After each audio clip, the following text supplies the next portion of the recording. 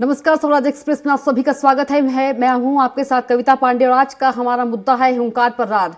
तो प्रदेश भाजपा संगठन का दूसरा बड़ा हल्ला बोल महिला मोर्चा के बैनर तले आज बिलासपुर में हुआ। शराबबंदी, महिला सुरक्षा, बढ़ते अपराध और अन्य मुद्दों पर कांग्रेस सरकार पर नाकामी का आरोप लगाते हुए महतारी हुंकार रैली निकाली गई। केंद्रीय मंत्री स्मृति ईरानी समेत प्रदेश भर के वरिष्ठ भाजपा नेता और कार्यकर्ता शामिल रहे। वहीं कांग्रेस ने इसे राजनीतिक नौटंकी करार दिया है। सीएम भूपेश बघेल ने भाजपा और स्मृति ईरानी पर ही पलटवार करते हुए बीजेपी सरकारों से छत्तीसगढ़ की तुलना करने की बात कही है। देखिए रिपोर्ट।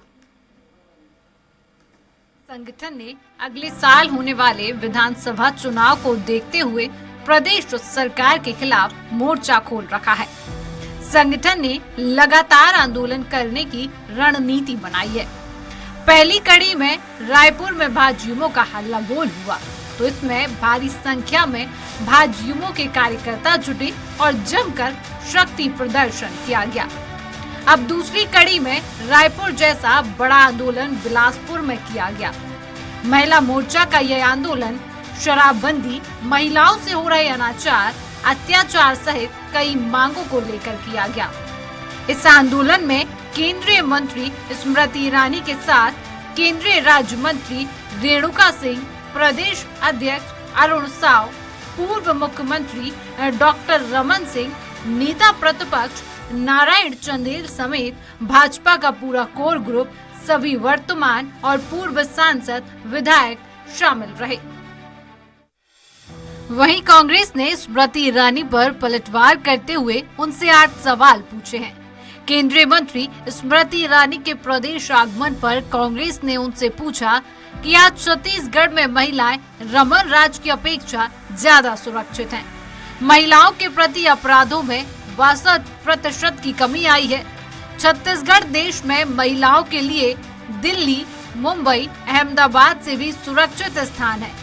तब भाजपा छत्तीसगढ़ में हुंकार रैली किस नैतिकता से निकाल रही है?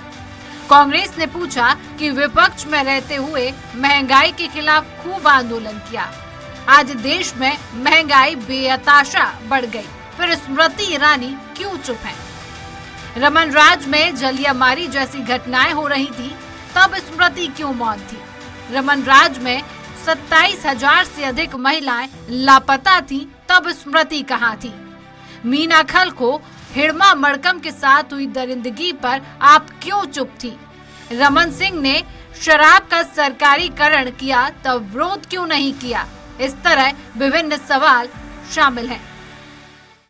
वहीं पूर्व सीएम डॉक्टर रमन सिंह ने कहा, भाजपा का आंदोलन भ्रष्ट और निकम्मी सरकार के खिलाफ है, आतंकी राजनीति के खिलाफ है। आज पूरा प्रदेश आतंकित है, महिलाओं पर अत्याचार आतंक बढ़ा हुआ है। सरकार के खिलाफ जबरदस्त जन आक्रोश है। ये विरोध भूपेश की तानाशाही प्रवृत्ति का है, जिस प्रकार आतंक की राजनीति कर रहे हैं उसका है।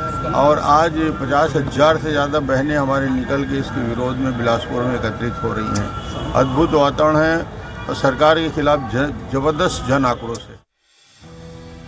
वहीं मुख्यमंत्री भूपेश बघेल ने महिलाओं पर अपराध को लेकर कहा, अगर तुलना करना है तो यूपी से कर लें, वहां महिलाओं पर कितना अत्याचार हो रहा है और यहाँ पर कितना।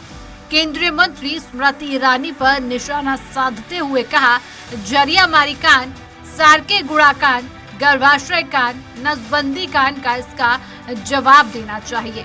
स्मृति ईरानी को इसका जवाब देना चाहिए। तुलना करना है तो रमन सरकार के कार्यकाल से कर लें। हमारी सरकार में जितना महिलाओं के साथ अत्याचार की बात है, तो और छत्तीसगढ़ में यहाँ जितने भी घटना हुई है, उन सब के खिलाफ एफआईआर दर्ज हुआ है और कार्रवाई भी हुई है। स्मृति ईरानी जी को तो बताना चाहिए कि भाई ट्रेन क्यों बंद है, क्यों महिलाएं यात्रा नहीं करती? सबसे ज्यादा महिलाएं यात्रा करती है ट्रेनों में और सबसे सुविधाजनक और सस्ता है, और उसको बंद करके रखें। स्मृति ईरानी जी आई हैं तो जरूर इसमें सुधार होगा। और जलियामारी कांड, सारके गुड़ा कांड, अखोड़वा कांड, गर्भाशय कांड, नसबंदी कांड, इसका जवाब देना चाहिए। और ये तुलना करना है तो यूपी से कर ले, वहाँ कितना हो रहा है और यहाँ क्या स्थिति है। तो महिलाओं का अत्याचार की बात है तो और यहाँ जितनी भी घटनाएं हुई है सबके खिलाफ FIR हुआ है और सब में कार्रवाई हुई है।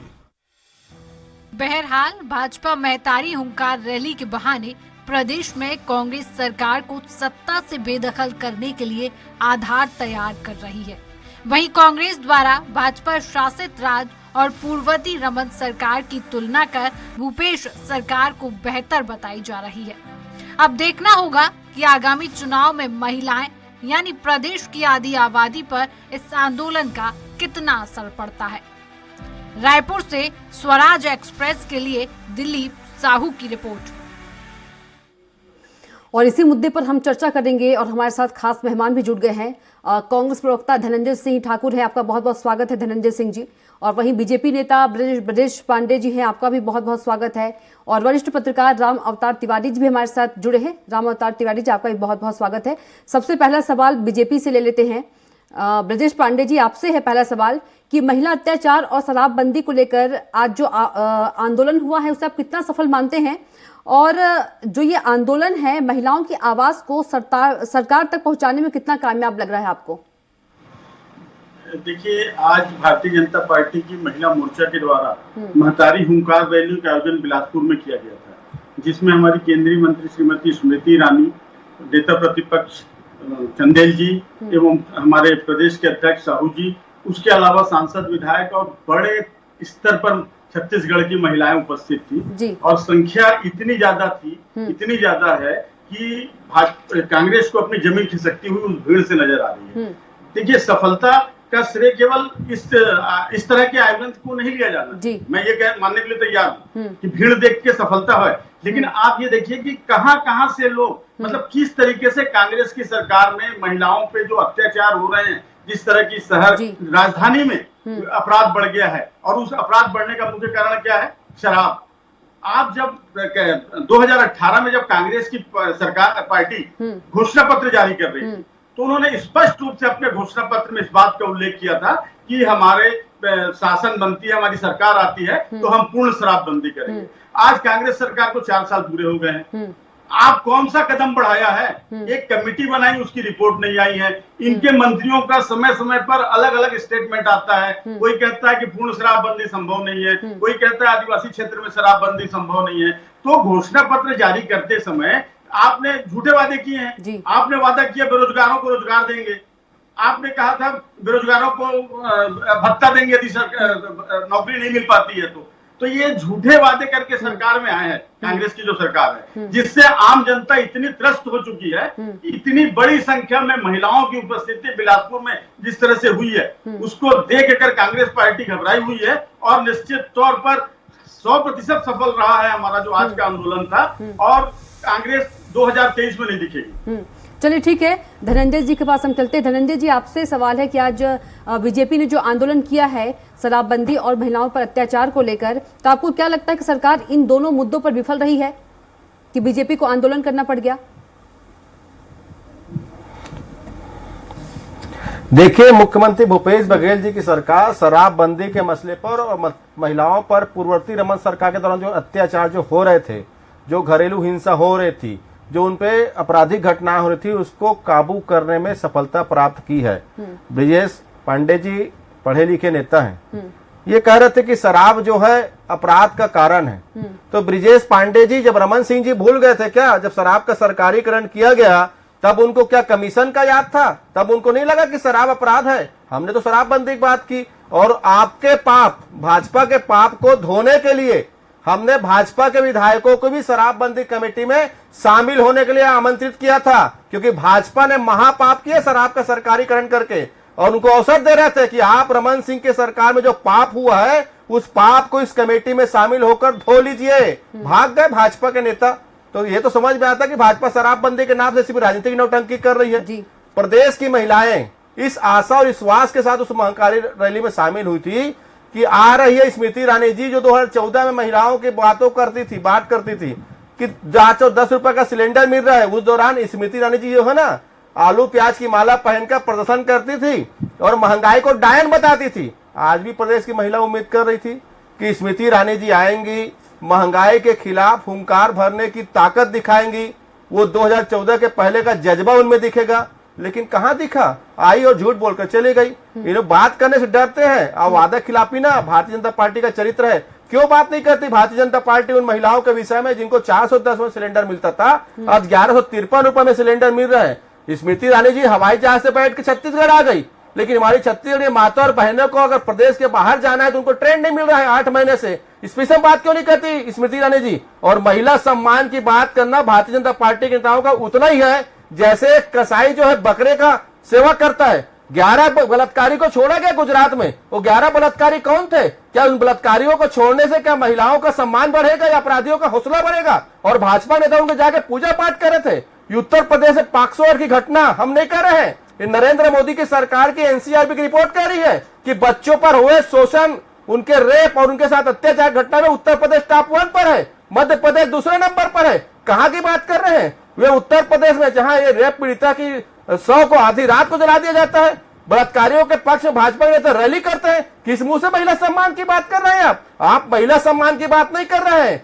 आप हताशा में गुजर रहे हैं और नरेंद्र मोदी के सफलताओं बात कर रहे हैं। मैं तो दावा कर रहा हूं हमारी सरकार ने जो काम किया है देश के किसी राज्य सरकार ने उतने वादों को पूरा नहीं किया है, स्वयं नरेंद्र मोदी जी ने नहीं कर पाया है। इनके पास तो मुद्दा नहीं बचता है। जवाब देना कि रमन सिंह मुख्यमंत्री थे तो उसके वो एसडी होते थे ओपी गुप्ता, जब उस पर बलात्कार के आरोप लगे तो 4 साल तक उसका एफआईआर दर्ज हुआ था। किस महिला सम्मान की आप बात करते हैं? और शराबबंदी के विषय में तो भाजपा बात ही न करे। मध्य प्रदेश में उमा भारती चिल्ला रही शराबबंदी के विषय पर, क्यों भाजपा उसके साथ खड़ी नहीं होती? क्या वहां के मंत्री बोलते कि शराबबंदी नहीं करेंगे? और शराब तस्करी में जयराम दुबे पकड़ा गया है, कौन है ये भाजपा के नेता है ना। ये आप लोगों का चरित्र है और महिलाएं समझ चुकी है कि भारतीय जनता पार्टी जब तक रहेगी देश में तब तक हर घर परिवार पीड़ित रहेगा। और महिलाएं आज उम्मीद की थी कि स्मृति ईरानी जो है महंगाई के खिलाफ हुंकार भरेगी, लेकिन महिलाओं को निराशा हुई और भाजपा की रैली पूरी तरीके से फ्लॉप हो गई। 1 लाख का दावा था, 6000 लोग भी शामिल नहीं हो पाए रैली में। धर्मेंद्र जी हमारे साथ वरिष्ठ पत्रकार भी जुड़े हैं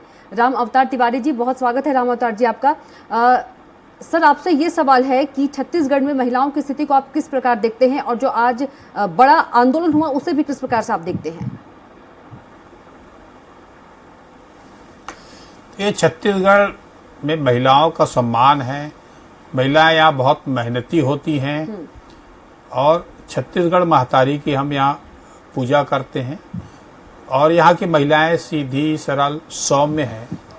इन महिलाओं के खिलाफ अगर है अत्याचार की शिकायत है जी, ऐसी घटनाएं हो रही है तो ध्यान आकर्षण के लिए राजनीतिक दलों के ऐसे धरना प्रदर्शन आंदोलन होते हैं। ये एक संगठन को मजबूत करने, अपने चुनाव को देखते हुए सक्रियता दर्शाने और सरकार का ध्यान जी आकृष्ट कराने के लिए ऐसे धरना प्रदर्शन की गतिविधियां आगामी दिनों और बढ़ेगी। जैसे जैसे चुनाव आएगा छत्तीसगढ़ की आधी आबादी महिला है, वो महिलाएं निर्णायक भूमिका में रहती हैं चुनाव में। उन महिलाओं को अपने तरफ आकर्षित करने के लिए ऐसे मुद्दे समय समय पर सभी राजनीतिक दल उठाते हैं। सत्तारूढ़ दल जो है ये देखता है कि उनके हितों में किस तरह से फैसले लिए जा सकते हैं, उनकी सुरक्षा में क्या कदम उठाए जा सकते हैं, जैसे महिलाओं का मान सम्मान और शिक्षा रोजगार के साधन तैयार हो पाए, ये सरकार की तरफ से ध्यान दिए जाते हैं। दूसरी तरफ विपक्ष का काम है, विपक्ष ऐसी सरकार की गतिविधियां, ऐसे सरकार के आंकड़े, ऐसे सरकार की स्थितियों पर आम जनता का ध्यान आकर्षित करे, सरकार का ध्यान आकर्षित करे। धरना प्रदर्शन का सम्मान होना चाहिए, आंदोलन का सम्मान होना चाहिए और लोकतंत्र के लिए एक जीवित उदाहरण है। अब सरकार के इसमें आंकड़ों की बयानबाजी ये दोनों पार्टियां अपने अपने तरफ से करेंगी। विपक्ष बोलेगा कि इस तरह से जो है महिलाओं के खिलाफ अत्याचार बढ़ रहा है, विपक्ष बोलेगा नहीं है, इससे ज्यादा तो भाजपा शासित दूसरे राज्यों। मैं इन बहसों में नहीं पड़ना चाहता। मैं ये चाहता हूं कि जो महिलाएं हैं, छत्तीसगढ़ की महिलाएं भोली भाली महिलाएं हैं, आदिवासी और पिछड़े वर्ग की महिलाएं हैं, उन महिलाओं को कैसे आत्मसम्मान मिले, उनकी सुरक्षा कैसे हो, उनको बेहतर वातावरण कैसे इस राज्य में दिया जाए। क्योंकि जिस घर में, जिस समाज में या जिस प्रदेश में महिलाओं का मान सम्मान और आत्मविश्वास बढ़ेगा, निश्चित तौर पर वो समाज बहुत तेजी से विकास करता है, संस्कारवान होता है। तो हम हमने हमारी महिलाओं का सम्मान दे, उनकी सुरक्षा में ध्यान दे, उनके लिए और बेहतर वातावरण कैसे हो सकता है, जी। ये चीज की कोशिश होनी चाहिए। राजनीतिक आरोप प्रत्यारोप के अलावा ये चीजों में भी ध्यान देने की जरूरत है। और सबसे बड़ी बात है, जो महंगाई है वो महंगाई की मार जो है सबसे ज्यादा महिलाओं पर पड़ता है, क्योंकि महिलाएं घर के चूल्हा चौका चलाती हैं। तो वास्तविक में जो आदमी पुरुष मेहनत करके कमाता है, लाता है जी। और घर को चलाने के लिए आज समाज में एक बड़ी जिम्मेदारी आ गई है महिलाओं के सामने। तो उस दिशा में अगर सोचा जाए तो ज्यादा बेहतर होगा। दूसरी ओर महिलाओं की शिक्षा और आत्मसम्मान और रोजगार की दिशा में अगर सरकार, चाहे वो केंद्र सरकार हो या राज्य सरकार हो, दोनों सरकारें अगर ध्यान दे तो राज्य का बेहतर विकास हो सकता है, बेहतर तरीके से संचालन हो सकता है। दोनों पार्टियां राजनीतिक तौर पर एक अच्छी जो महिलाएं हैं जो काम कर रही हैं राजनीति में, उनके प्रगति के लिए काम करें। तो राजनीतिक दल जो है महिलाओं के बारे में बात बहुत सारी करती हैं, महिलाओं की सुरक्षा की बात करती हैं, परंतु उनको आगे बढ़ाने के लिए विशेष योजना लाया जाए, कार्यक्रम तैयार किया जाए, उनको ज्यादा से ज्यादा पद दिया जाए। इस दिशा में कोई सार्थक पहल नहीं होता। इस दिशा में सार्थक पहल हो तो ज्यादा बेहतर और होगा। इस तरह से बड़ी शक्ति का, नारी शक्ति का आत्मसम्मान बढ़ेगा, सुरक्षा बढ़ेगी और उनके अंदर आत्मविश्वास आएगा, क्योंकि अब दुनिया खुल चुकी है। अब विश्व स्तर पर जाए या भारतीय स्तर पर जाए, दिनों दिन महिलाएं जो है उच्च पदों में जा रही हैं। बिल्कुल। तिवारी जी, ब्रजेश पांडे जी से सवाल ले लेते हैं। काम कर पा रही हैं घर से निकल के। जी ब्रजेश जी, आपसे सवाल ये है कि सीएम भूपेश बघेल जी ने कहा है कि प्रदेश में यूपी और अन्य राज्यों के बजाय महिलाओं की स्थिति ज्यादा बेहतर है। छत्तीसगढ़ की महिलाओं की बात करें तो। जी कविता जी, देखिए, सबसे पहले मैं धनंजय जी के सवाल का जवाब दूं। धनंजय जी ने कहा कि आपके कार्यकाल में शराब दुकानों को सरकारीकरण हुआ था। भाई साहब, मैं मान लिया कि हमारे कार्यकाल में सरकारीकरण हुआ था शराब दुकानों का, लेकिन पिछले 4 साल से तो सरकार में आप है ना। यदि वो नीति सही नहीं थी तो आपने उसको परिवर्तन क्यों नहीं कर लिया? आपने कहा कि आप लोगों ने शराबबंदी में सहयोग नहीं किया या शराबबंदी नहीं किया 5-15 साल में। भाई साहब, घोषणा पत्र भारतीय जनता पार्टी के किसी साल के घोषणा पत्र में यदि पूर्ण शराबबंदी लिखा हो तो आप मुझे दिखा दीजिए, और आपके 2018 के घोषणा पत्र को निकाल के देख लीजिए कि आपने पूर्ण शराबबंदी का वादा किया था या नहीं किया था। आपने, धनंजय जी ने पूरे अच्छा सवाल पूछा, मैं जवाब देना चाहूंगा। जी मेरे जवाब मैं अच्छा सवाल पूछा, मैं जवाब देना चाहूंगा। धनंजय जी, पूरा हो जाने दीजिए, आपके पास भी आएंगे, आपका वक्त भी आएगा। धनंजय जी, अवसर आएगा, मेरी बातें पूरी हो जाने दीजिए। धनंजय जी की देखिए एक बात, छत्तीसगढ़ को छोड़ के पूरे देश की बात कर ली उन्होंने। अरे भाई साहब, पूरे भारत में कितने प्रदेश में आपका सरकार है? आप इन बातों को लेकर यूपी, बिहार और यहाँ वहां महाराष्ट्र को लेकर आपने चुनाव में किया ना प्रचार प्रसार, उसका क्या परिणाम मिलता है? इसको ध्यान देने की जरूरत है कांग्रेस को। आपने तो ये सारे मुद्दे जो आज बोले हैं, ये सारे मुद्दे विभिन्न चुनाव में बोल दिया हर स्टेट में, उसका परिणाम क्या आया? कितने स्टेट में रह गए हैं आप? सिर्फ 2 बहुत सही सवाल पूछा, मैं जवाब दूंगा। जी बिल्कुल दीजिएगा, कीजिए, मेरी बात पूरी होने दीजिए धनंजय जी। बहुत सही सवाल दे, जवाब दूं मैं? जी बिल्कुल दीजिएगा, उनको थोड़ा सा और टाइम दे देते हैं उनको, ब्रजेश जी को। बोलिए। उसके बाद आपने पूछा कविता जी कि भूपेश बघेल जी ऐसा कहते हैं कि अन्य भाजपा प्रदेशों की तुलना में छत्तीसगढ़ में अपराध कम है। जी, ये बिल्कुल गलत बात है। आप हरियाणा का निकाल के देखिए कि वहां का अपराध रेट क्या है महिलाओं के पीछे। ये यूपी का भी उदाहरण दे रहे हैं, ये गलत रिपोर्ट पेश कर रहे हैं लोग। ये छत्तीसगढ़ का भी जो आंकड़ा पेश करते हैं कविता जी, ये रमन सिंह जी के 15 साल के कार्यकाल की तुलना अपने 4 साल की कार्यकाल में तुलना में करते हैं। जिस प्रकार इनका ये घोषणावीर लोग ये कहते हैं कि हम 2500 रुपए धान की कीमत दे रहे हैं। अरे समर्थन मूल्य तो केंद्र सरकार आपको एक साथ दे देता है, और उस एक साथ पाए हुए पैसे को आप किस्तों में देते हो किसान को। आप कितना पैसा देते हैं समर्थन मूल्य में? समर्थन मूल्य का पूरा पैसा तो केंद्र सरकार का आता है, और आप अपनी फीस सब छपाते हैं कि देखिए हमने इतने पैसे में धान खरीदी कर रहे हैं, और एक साथ क्यों नहीं भुगतान करते किसानों को? तो जहां तक महिलाओं की सम्मान की बात कर रहे थे रामोदार तिवारी जी, मैं बिल्कुल सहमत हूं इस बात से कि महिलाओं को सम्मान मिलना चाहिए, लेकिन भूपेश सरकार में महिलाओं को कोई सम्मान नहीं मिल रहा है। उनके खिलाफ केवल अत्याचार बढ़ रहे हैं। शराब पीकर लोग थाने में घुस रहे हैं, कांग्रेस के कार्यकर्ता पुलिस वालों से मारपीट कर रहे हैं, उनके खिलाफ आपराधिक प्रकरण दर्ज हुए हैं। धनंजय जी क्या जवाब देंगे इसका? आप धनंजय बोलिए जी आप। जवाब दीजिए, धनंजय जी जवाब दीजिए। मैं जवाब देना चाहूँ। जी मैं तो ब्रजेश पांडे जी की सोच को देख मुझे हंसी आ रही है। ये कहते हैं कि प्रदेश या देश में कई राज्यों में कांग्रेस की सरकार नहीं बनी, मतलब कांग्रेस की सरकार अगर नहीं बन पाई इसलिए उत्तर प्रदेश में जो सुन लीजिए ना, बेटियों के साथ जो बलात्कार की घटनाएं हो रही है और बलात्कारियों को जो बचाने भाजपा के नेता झंडा लेकर निकल रहे हैं, इसको भूल जाया जाए कि मात्र कांग्रेस की सरकार नहीं बनी इसलिए भाजपा नेता अपराध करते रहे, वहां भाजपा अपराधियों को बचाते रहे। गुजरात में कांग्रेस की सरकार नहीं है इसलिए नरेंद्र मोदी की जहां गिराज जिला है वहां 11 बलात्कारियों को भाजपा की सरकार सजा याफ्तों को बाहर निकाल दिया। तो ये महिलाओं पे जो अत्याचार हो रहे हैं तो सिर्फ कांग्रेस की सरकार नहीं है, इसलिए तो बात करें। सुन लीजिए ना, क्षमता रखिए ना, क्षमता रखिए, आपको भी क्षमता रखिए ना, मैं तो जवाब दे रहा हूँ। जी बोलिए। अरे क्षमता नहीं है, पसीने छूट गए 2 बार में, 2 बार पसीने छूट गए। मध्य प्रदेश में कांग्रेस की सरकार नहीं है इसलिए भाजपा पसीने छूट गए ना। मैं तो जवाब दे रहा हूँ ना, आपने आरोप लगाया। मतलब मध्य प्रदेश में बच्चियों के साथ जो बलात्कार और शोषण की घटनाएं हो रही है जिसमें देश में मध्य प्रदेश दूसरे नंबर पर है, सिर्फ कांग्रेस की वह सरकार नहीं है इसलिए उनको छूट दे दिया जाए। मैं तो मध्य प्रदेश छोड़ दो, उत्तर प्रदेश छोड़ दो, मैं छत्तीसगढ़ की बात करूंगा। चलिए, रमन सरकार जिस समय थे बलात्कार के मामले में देश में छत्तीसगढ़ 8वें नंबर पर था। आज हमारी सरकार बनने के बाद जब सुरक्षा बढ़ाया गया तो 17वें नंबर पर है। आप तो वकील हैं पांडे जी, पढ़ लीजिए या तो बोल दीजिए नरेंद्र मोदी जो एनसीआरबी का रिपोर्ट दिया है वो नरेंद्र मोदी जी की तरह जुमला ही है, बोल दीजिए आप, सुनाइए ना भाई। ये तो एनसीआरबी रिपोर्ट छत्तीसगढ़ सरकार नहीं बनाती, कांग्रेस पार्टी नहीं बनाती, इसको केंद्र सरकार देती है ना। दूसरी बात, आपने कहा कि 2100 रुपए, सुन लीजिए ना, अरे सुन लीजिए, सबर करिए। मैं तभी आप, अरे सुन तो लीजिए, मैं तो अभी आपके और पोल खोरो, सुन लीजिए ना।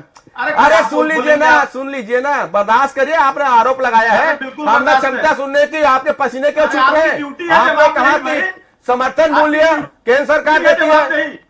सुन लिया भाई, सुन लीजिए ना। तो रमन सिंह ने जब 2100 धान की कीमत देने का वादा किया, 300 बोनस किया, तो किसने उसको रोका था? जब मनमोहन सिंह की सरकार समर्थन मूल्य देती थी धान की कीमत, तो क्यों हैसियत नहीं थी किसानों को पैसा देने की? क्योंकि उसके नीयत में खोट था। और भाजपा के एजेंडा में किसान नहीं है, पूंजीपति है, पूंजीपति, पूरे देश देख लिया। तीसरी बात, आपने कहा शराब का सरकारीकरण गलत, बंद क्यों नहीं किया? आपने शराब का सरकारीकरण किया ना, इसीलिए हम शराबबंदी की बात किए हैं और इसलिए दुकान बंद कर रहे हैं। 100 दुकान बंद किए हैं हमने शराब की और आगे शराबबंदी करेंगे। हमको गर्व होता है। लेकिन आप तो बताएं, क्या भारतीय जनता पार्टी शराबबंदी के पक्ष में है कि शराब बेचने के पक्ष में है? भाजपा राष्ट्रीय दल है, शराबबंदी की अगर बात कर रही है तो क्यों उदाहरण नहीं देता? मध्य प्रदेश, उत्तर प्रदेश, हरियाणा शराबबंदी करके या राजनीतिक नौटंकी कर रहे हैं? धनंजय जी सवाल सुनिए, आपने कहा कि पूर्ण रूप से शराबबंदी होगी, कब होगी? और ब्रजेश जी आपसे सवाल है कि आप समर्थन देंगे? पहले धनंजय जी से जवाब ले लीजिए या मेरे से ले लीजिए? बस जरा सा सवाल, ये कहा देंगे, भाग गए कमेटी से। नहीं, आप जवाब दे दीजिए बहुत ही कम शब्दों में, क्योंकि हमको राम अवतार तिवारी जी के पास भी चलना है। बहुत देखिए, निश्चित तौर पर हमारी सरकार शराबबंदी के लिए आगे बढ़ चुकी है। हमने कमेटी भाजपा को भी आमंत्रित किया था पर वो भाग गए क्योंकि शराबबंदी नहीं चाहते। और जो जागरूकता कमेटी है जिसमें प्रदेश के अनेक हमें समाज के निश्चित तौर पर सवाल ये कि पूर्ण रूप से कांग्रेस शराबबंदी करेगी। 101% शराबबंदी हमारी सरकार करेगी। हमने कमेटी का ना, और जिसके शराबबंदी करने जा रहे हैं उनका सुझाव काम कर रहे हैं, पर ये तो भागने वाले लोग हैं शराबबंदी से। रहेगा बीजेपी का। देखिए कविता जी, देखिए जब 2023 में हमारी घोषणा पत्र बनेगी, कहा देंगे तो भागने वाले हैं। हमको शुरुआत में नहीं बंद कर दिया, रमन सिंह का करके इनके कांग्रेस की तरह झूठा घोषणा पत्र जारी नहीं करेंगे। बोलिए, स्वागत है। नहीं, आपका समर्थन है, बीजेपी का समर्थन रहेगा पूर्ण रूप से? अरे भाजपा में सच बोलने वाला कोई नेता का नाम बता दो। भाजपा का एक नेता का नाम बताओ जो सच बोलता हो। नरेंद्र मोदी से लेकर आखिरी वार्ड के कार्यकर्ता तक, अरे एक नेता का नाम बता दो सच बोलता हो। कांग्रेस के कितनी कमेटी बनी? नरेंद्र मोदी जी से लेकर वार्ड के कार्यकर्ता को सच बोलता है क्या बता दो। प्रतिक्रिया तिवारी जी, आपकी क्या कुछ प्रतिक्रिया? यहाँ बैठ के खुद झूठ बोल रहे हो, अपनी बात में खुद फंस रहे हो। तिवारी जी, आपकी क्या कुछ प्रतिक्रिया? आप कोई जज नहीं है, स्थिति नहीं है, कोई जज नहीं है कि आप डिसाइड करेंगे। तिवारी जी, आपकी क्या कुछ प्रतिक्रिया? बोल रहा है ब्रजेश जी, आप प्रवक्ता हैं राज्यों की पार्टी, तिवारी जी आपकी क्या कुछ प्रतिक्रिया? देखिए, अरे झूठ बोलना बंद कर दीजिए। धनंजय जी प्लीज, आपको तो यही नहीं पता क्या बात है, मत बोलो ना। भाजपा में आदमी का नाम बता जो नरेंद्र मोदी जी से लेकर भाजपा के वार्ड अध्यक्ष तक सारे के सारे झूठ बोलते हैं। धनंजय जी, ब्रजेश जी हमारे साथ पत्रकार भी मौजूद हैं, तिवारी जी को बोलने दीजिए। मोदी जी के वादे, धनंजय जी, ब्रजेश जी, टाइम बहुत कम है, वक्त कम है, वक्त कम है। जो बोलते हैं उसको करते हैं। तिवारी जी आपकी क्या, तिवारी जी आपकी क्या कुछ अंतिम प्रतिक्रिया? तिवारी जी आप दोनों प्लीज थोड़ी देर के शांत हो जाइए। तिवारी जी आप बोलिए। एक तो अन्य राज्यों से छत्तीसगढ़ की बेहतर स्थिति है, पहली बात। दूसरी बात, महिलाओं की जो संवेदनशील स्थिति है, महिलाओं के प्रति सरकार कोई भी हो, चाहे केंद्र में किसी को हो, राज्य में किसी के हो, संवेदनशील मामला है। ऐसे हम डरावने दृश्य प्रस्तुत ना करें। हम ये देखें कि महिलाओं का सम्मान और उनका हक किस तरह से फैसले ले, ये दिशा में सरकारें जो फैसला ले तो ज्यादा बेहतर होगा। जी। तीसरी, राजनीतिक आरोप प्रत्यारोप के बीच जी ये भी कोशिश होनी चाहिए कि शराबबंदी, शराब से महिलाओं का घर परिवार में एक बुरा असर पड़ रहा है, किस तरह उसको हतोत्साहित किया जा सकता है, इस दिशा में सरकार कोई भी हो, राजनीतिक कोई भी दल हो, तो सोचा जाना चाहिए और फैसले भी लेना चाहिए, तो ज्यादा अच्छा होगा। जो मेहनत का छत्तीसगढ़ की महिलाएं हैं, जो शिक्षित महिलाएं हैं, संस्कारवान हैं, उनको एक बेहतर समाज की दिशा में काम कर पाए, ये निर्णय होना बहुत जरूरी है, बहुत अच्छा। तभी ये सार्थक होगा आंदोलन, प्रदर्शन और राजनीतिक मंशा नेताओं की। जी, तो आप तीनों को बहुत बहुत धन्यवाद। धनंजय जी आपका भी बहुत बहुत धन्यवाद, ब्रजेश पांडे जी आपका भी बहुत बहुत धन्यवाद, रामावतार तिवारी जी आपका भी बहुत बहुत धन्यवाद हमारे साथ चर्चा में जुड़ने के लिए। तो हमारे खास पेशकश में इतना ही। आप देखते रहिए स्वराज एक्सप्रेस।